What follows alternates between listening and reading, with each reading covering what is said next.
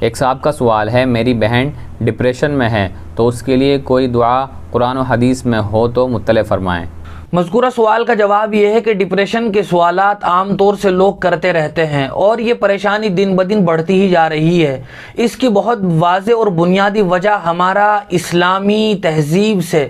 اور ایمانی احکامات سے روگردانی ہے کہ ہم نے ان تمام طریقوں کو چھوڑ دیا جو جناب نبی کریم صلی اللہ علیہ وسلم نے اختیار کرنے کے لیے حکم دیا تھا۔ آپ کی سنتوں کو ہم نے پس پش ڈال دیا۔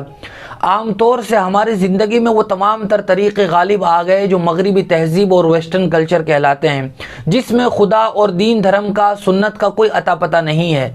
لہذا جو آدمی بھی اس مرض کا شکار ہو تو اسے چاہیے کہ وہ اپنی 24 گھنٹے کی زندگی پر نظر ثانی کرے، بہت گہرائی کے ساتھ اپنی زندگی کا اور لائف اسٹائل کا محاسبہ کرے، جائزہ لے کہ میرے کتنے اعمال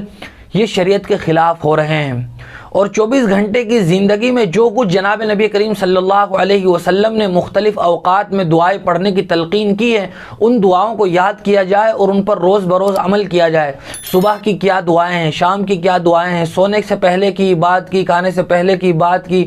مسجد میں جانے کی، آنے کی، سونے سے پہلے کی بات کی، یہ ساری دعائیں جو ہیں ان دعاؤں کو یاد کیا جائے اور وقت وقت پر ان دعاؤں کے پڑھنے کا اہتمام کیا جائے، اور نماز کے فریضے کی ادائیگی کا بہت اہتمام کیا جائے۔